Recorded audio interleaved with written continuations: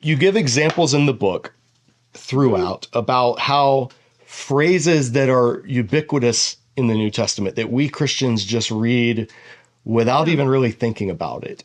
Yep. And we read our own meaning based on our English concepts of what those words mean back into it. So you talk about many places where actually there was a Jewish background that if you know about it, it fills out more what Jesus was talking about or what's possible. I mean, we always operate with degrees of certainty and nothing's like ironclad. This is what he was referring to. But knowing the background, you can say, actually, it's pretty plausible that this would have been in his mind. Right. And one example you give is on page 176. You say, you also recognize another Jewish idiom concerning abolishing and fulfilling the law. To fulfill a law could simply mean doing what it says. But when Jesus contrasts fulfilling with abolishing the law, you know he's employing a rabbinic idiom. So walk viewers through what that rabbinic idiom most likely would have been in abolishing and fulfilling Torah. Okay. Well, you hear the words, fulfill, we always think it means to get it done and check it off. Like a prophecy, you fulfill, check it off, throw it away. But when you fulfill a law, well, the most obvious thing is that you do what the heck it says. And also, it was extended that it also meant to teach in order to explain it well so that you do it well. And so you'll hear rabbinic quotes about do not sit by yourself and study, but go away to a place where the others are doing the commandments or they are fulfilling the Torah in your hand so that you can see it right in front of you. They're fulfilling it and they're explaining it to you by their doing of. And so there's this mixed understanding. So that's livatel. That's the batal. No, sorry. That's abolishing. L'kayem is based on kum, the verb to stand up, to establish, to make steady. That's to fulfill or to establish the command. So that's but to nullify or cancel is levatel, to cancel, and you do that by saying, well, this command really doesn't say that you need to. I say, if a new pastor comes to town, he says, you can cheat on your taxes as long as you donate it to your church, and you are nullifying what God has commanded us by how you've interpreted it. And so that's a lot of what's going on. Honestly, it's more than just, that's a classic, that helps a lot of people understand why is he talking about abolishing the Torah. He's talking about, I come to teach the Torah and do the Torah as it's supposed to be done. I'm not coming to cancel and nullify it. Right. And people are like, what? But there's a big, important thing that probably kind of will throw your people off. He's talking to a completely Jewish audience, and he's speaking about the Jewish Torah to the Jewish people. And we Gentiles come along when Paul comes in. So now we're kind of messing with you. So in Acts 15, it talks about apostles all sat down and said, it seems good to us and the Holy Spirit not to ask the Gentiles to do any more than these four basic, do not murder, do not worship idols, whatever. And so they were releasing Christian believers in Jesus who were Gentiles from doing the Torah. They said, they can keep learning. They'll keep hearing it. So they keep learning from it, but they don't have to do all of that. And so when Christians often, they think that that Jesus abolished the law because he just chopped it off and it's done.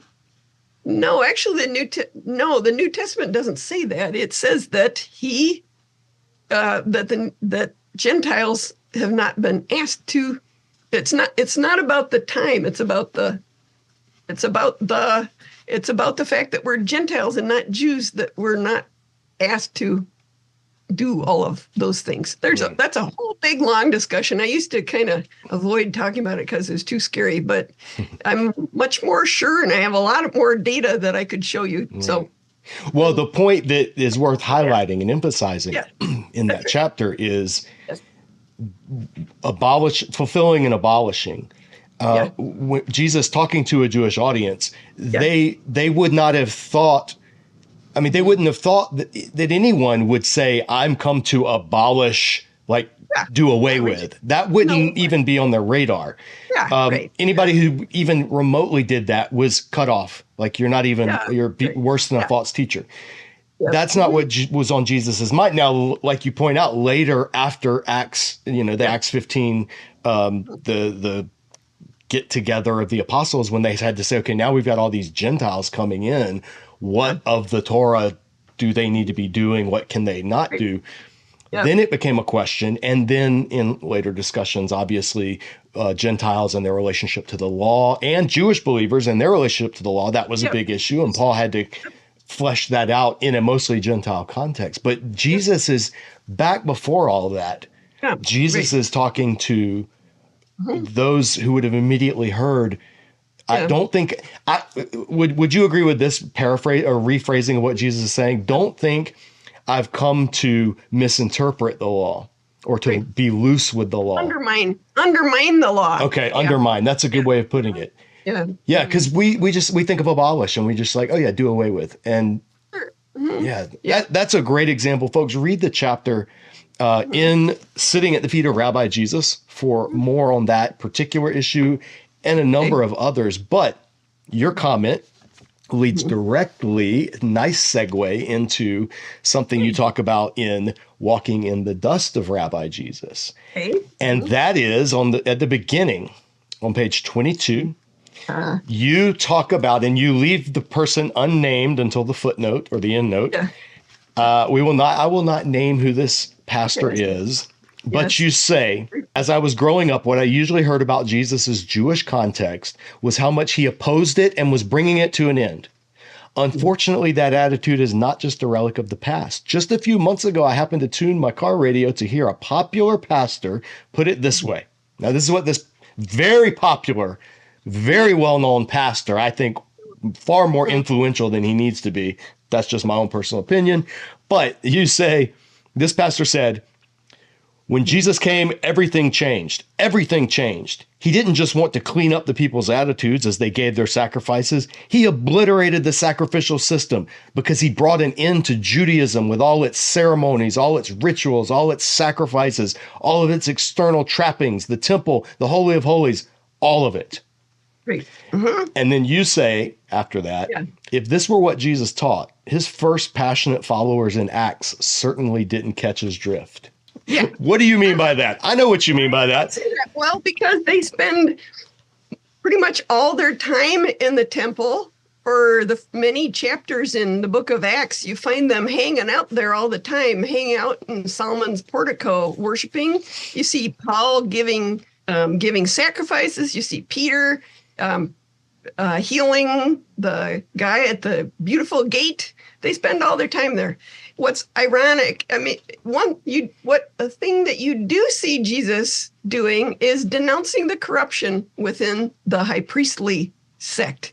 And you actually find that recorded in later Jewish things talking about, the house of Ananias was really corrupt. Yeah, well, Jesus was denouncing that. It wasn't talking about the temple as a whole as much as the priesthood that was sneaking around and charging excess amounts for sacrifices and that kind of thing. And so because of that corruption, enough people knew about it that the Essenes, the movement that we have a lot of their writings from Quran, they had completely divorced themselves from the temple and had moved out into the desert to do all their worship out in the desert. So there were movements in Judaism that had said, the temple is corrupt and we can't stand it. But it wasn't Jesus's movement. And so to say that was what he was saying, that's it. I wrote an article a long time ago called Test Your Jesus Theories in the Book of Acts. Because you know that these people, they're fresh and they know they've heard him just recently and they know exactly. And so if he says things like pluck out your eye, are they all plucking out their eyes? No. But if he says give your possessions to the poor, what are they doing? Oh, they're giving away their possessions to the poor. And so sometimes I wouldn't have guessed they would have taken that seriously. So that's what I hear from that. What is that? What you're thinking of, or what were you asking me again? Yes. No, I was just asking you to unpack that thought, what you meant by his followers not getting the drift. And that's what, you explained that exactly right. That what's fascinating to me is you can have someone who is such a well-known preacher, who has written commentaries on the Old Testament. Now, they're preacher commentaries. They're not Old Testament scholarship commentaries, but written on it, taught on it for decades, not get something as basic as Jesus's relationship to his Jewish people, and to make what is ultimately a much later caricature of Judaism from what it actually was and what Jesus thought that it was. It's surprisingly sloppy thinking. I think that's what it is. It's surprisingly sloppy thinking. It's broad brush. And this pastor is known for doing that at times and other issues. So it doesn't surprise me. But it is so widespread. It is. And he's not the first. I mean, it goes back, some of what Martin Luther wrote, some of the caricatures even of earlier Christian theologians against Judaism. There's a bad history between Christianity and Judaism. It's not one-sided. There have been times where early on the Jewish people who were doing a little bit more of the oppression, but then certainly later and then throughout most of history, it's been on the other side, and Christians have been the ones doing the slander and the oppression. And what your work does that I think is beneficial for viewers to know is it tries to say, okay, let's push all of that out of the way and let's go back to Jesus and the dynamics of Judaism in and around the first century. That's right. Because then that gives us a more nuanced understanding of the dynamics and of what Jesus was and wasn't coming to do away with. There's a lot of, I grew up Methodist in United Methodism, and I've heard so many preachers and seminary educated say things like, well, that doesn't matter. That's in the Old Testament. Or Jesus came and did away with all that. And I just think, how did you get through any biblical education and come away with that with such a unnuanced, sloppy, false dichotomy view? It boggles my mind. And your work doesn't do that. And that's the good thing. That's the important thing. I can see that you have a love of the Hebrew Bible, Old Testament, like I do. And what I have, bless their hearts. I have these wonderful pastors in my Lutheran background. They're such nice guys. They preach so nice, but they don't wander out of the books of Paul. And I laugh because, you know what? I got 4 times more Bible than you do. I've got all sorts of great stuff that I can quote because I've got a huge Bible. You got this tiny little Bible. Let me tell you where Paul got that from, and then I'll read where he got it from, and then, that makes them I want to make them jealous, so they want to learn more. So. Paul's own approach in Romans towards his kinsmen. Make them jealous. Let me give you one little fun thing just because, let's see. Yeah, go for it, because right after this, I'm going to ask you for a few more.